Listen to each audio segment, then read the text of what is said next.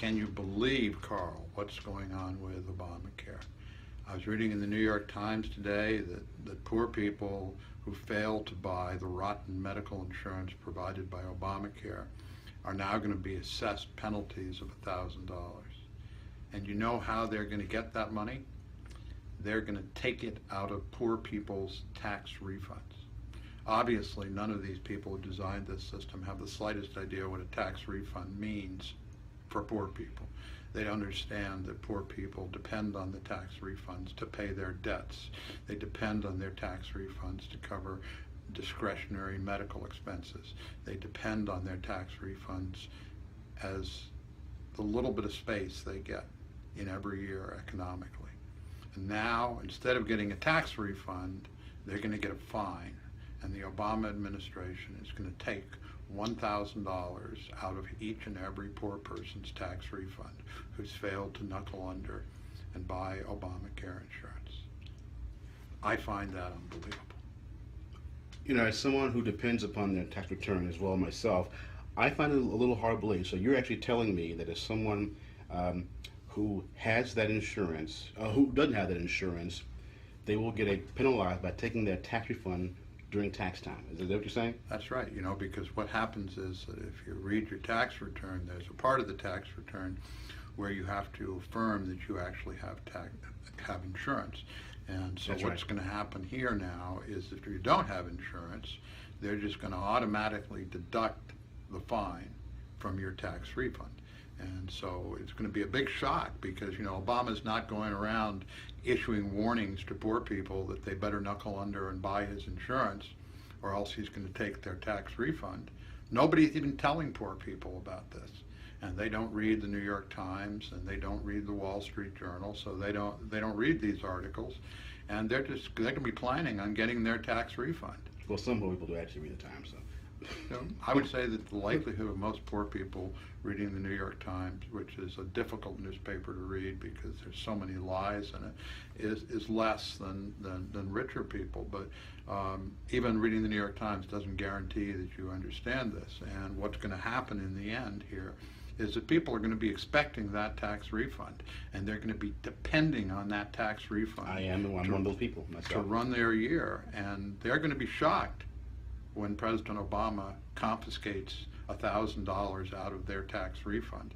And of course, if you have a married couple, that's two fines. That's $2,000 that will be coming out of the tax refund. And this, for poor people, is going to be catastrophic. That's why, you know, I think that we need to move immediately to reform Obamacare. I mean, the first thing we have to do is to remove this odious penalty on poor people who don't buy insurance. The corporate mandate was canceled by President Obama. Could you explain that? I'm sorry. Well, there was a rule that said that businesses had to provide health insurance for their employees. I remember that, yes. And President Obama used his executive discretion to delay the imposition of that mandate until he was out of office. So as far as I'm concerned, I think we shouldn't be forcing people in this country to buy insurance. So the first easy reform for Obamacare is to eliminate the personal mandate and stop penalizing people who refuse to purchase crummy Obamacare insurance. The second thing is we should take what President Obama's already done in the corporate mandate and we should eliminate that. There's no reason businesses should be driven into bankruptcy trying to provide health insurance for their employees. And the third thing we need to do is to stop telling people what insurance they have to buy. Stop telling people that their insurance has to include birth control. Stop telling people that their insurance has to include psychiatric care. Let people buy the insurance that they feel they need and that they feel that they can afford. Let's leave in place the exchanges where people who want to buy Obamacare can buy insurance, and let's leave in place the subsidies that allow them, lower income people, to buy insurance more cheaply. But let's eliminate the mandates, and that will go a long way towards creating a healthcare system that meets the needs of Americans and is fair to people at all economic levels. So your position on the healthcare is what? You'd rather people go just to an automatic one single payer, or? No, I think we have a system called Medicaid, which covers the health expenses for people at the lowest rungs of the society economically. We have Medicare, which covers the people who are older. Having said that, if you have any real experience with Medicare or Medicaid, these programs are very effective if you get hit by a bus, just like Obamacare. If you get hit by a bus, you're happy that you have Obamacare insurance because you're going to run up hundreds of thousands of dollars in bills, and there's an insurance company to pay it. But none of these systems work for common, everyday health problems. I mean, ask people who have Medicare how hard it is to find a doctor who will treat them. You hear stories from older people about waiting for months to get a doctor's appointment. And I was thinking about that directly. yeah, absolutely. All you have to have is experience with an older person to see the problems that exist in Medicare. And the same problems exist in Medicaid. That's why most people who have Medicaid, if they need medical care, they go to an emergency room. Because if you sprain your ankle and you want to get an appointment with a doctor and you have Medicaid, try to find a doctor who will see you. They won't. And the doctors who do work in Medicaid are, let's say, not the best doctors in the world. There is a clinic system which works a little better, but neither Medicaid nor Medicare really work well. They're fabulously expensive and provide substandard care for people. So they need to be reformed as well. But those systems exist, and I think that everybody in society should have an opportunity to buy insurance at some kind of a reduced cost, which the federal and the state exchanges under Obamacare do. But let's stop fining poor people and taking their tax refunds. So this is the way to pay them. So, but if you don't fine people, how can you pay for that system? You know, the problem with the Obamacare system, what really costs a lot of money and what requires the fines is that under Obamacare, I can get hit by a bus today and I can get full insurance tomorrow. And so what they're trying to do is to avoid people taking advantage of the system by doing that. Me, I would just pay for that. I think if a person gets hit by a bus and needs medical care, we ought to have a provision for providing insurance for that person after the fact. If a person gets cancer, I think the idea of taking people's tax refunds in order to try to force them to buy insurance is odious. And of course, one of the reasons why the insurance is not one of the factors is that people who write this law have no understanding about how poor people live. They say, oh, he can get insurance, and it only costs him $290 a month. That's great. But if you're really poor, or even if you're lower middle class in America, if you're unemployed, if your wife is unemployed, I got news for these guys.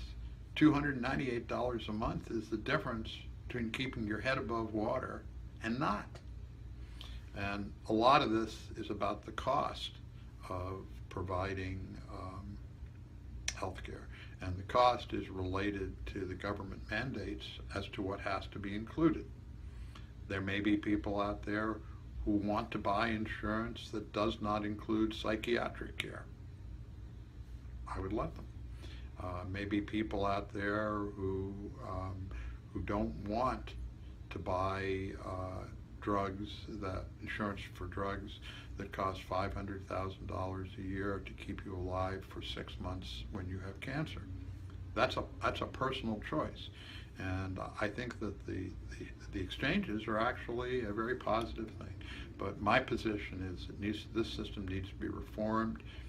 Medicare and Medicaid need to stop serving the medical industry, which is sucking down billions and billions of dollars by providing useless and expensive care, and care that is not first class. As we were saying before, anybody who's had real experience with an elderly person trying to get medical care knows that Medicare is not what it's cracked up to be.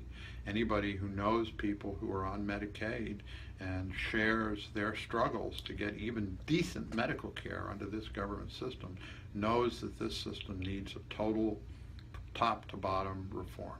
And then let's get rid of the mandates.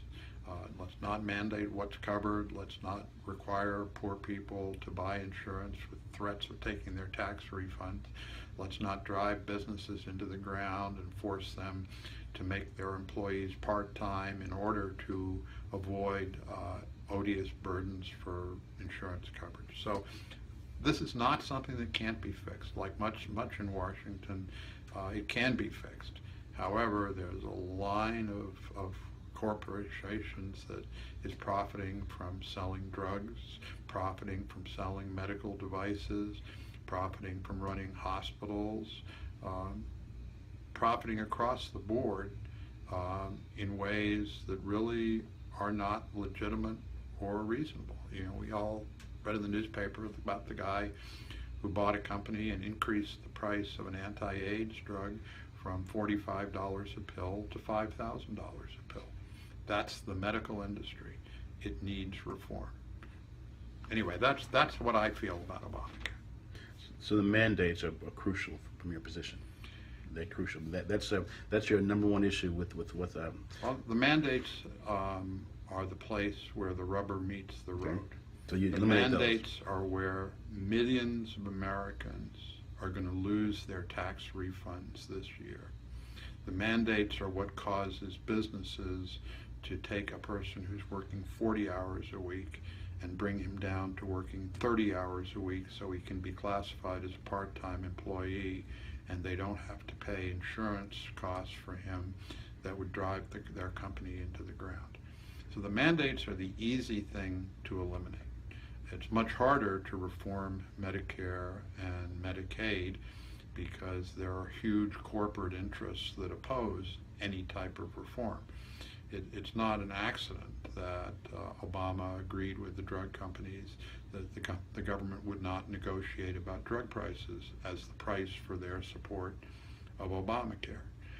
So there's widespread reform that's necessary of both Medicare and Medicaid to make the promise of these programs the actuality for people in need and people who are having health problems. But the thing we can do first is eliminate the mandates and broaden the products available on the exchanges to a wider range of products that are more affordable and don't have as many deductibles. You know, deductibles are another factor that people don't really take into account. If you're a poor person and you have a $2,500 deductible, that just means you can't go to the doctor.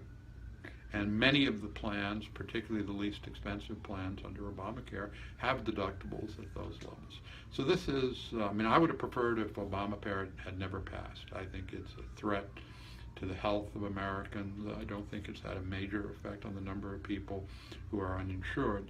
But where we are now, we need to take the simple and effective steps we can to make it less painful for people. Okay. So, let's try food stamps. Yeah.